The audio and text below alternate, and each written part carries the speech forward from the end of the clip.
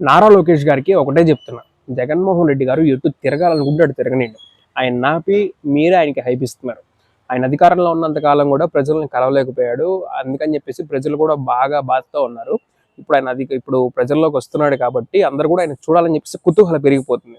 మీరు ఇంకా ఇంకా ఆయన ఆపుతున్నారు అనుకోండి, ఎలక్షన్స్ టైం వరకు కూడా ఇంతే కట్టడి చేద్దాం అనుకున్నారు అనుకోండి, ఇంకా హైప్ పెరిగిపోతుంది. ఆ హైప్ ఏ రేంజ్ లో ఉందనుకోండి, ఒక పక్క మీరు సభ పెడితే ఇంకో పక్క జగన్మోహన్ రెడ్డి గారు పెడితే మీ సభకి ఎవడు కూడా రాడు.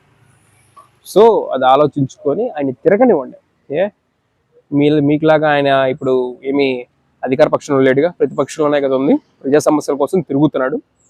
తిరగిచ్చి ఆయనకి మీకు ఎలాగా మీరు ఎమ్మెల్యే కాకపోయినా మీకు సెక్యూరిటీ అన్ని కూడా ప్రొవైడ్ చేశారు, ఆయనకి కూడా ప్రొవైడ్ చేసి పంపించండి. ఓకేనా? మీకోసమే చెప్తున్నా, ఇది కూడా మీ మంచికే. ఓకేనా? నెల్లూరు జిల్లా ఒక్కటే కాదు, పక్కనున్న అన్నమయ్య జిల్లా కానీ, తిరుపతి కానీ, ఓకేనా, పైన ప్రకాశం కానీ, మొత్తం గుట్టలు దిగుతారు రేపు పొద్దున్న నెల్లూరు జిల్లాలో జగన్మోహన్ రెడ్డి గారు కానీ అడుగు పెడితే.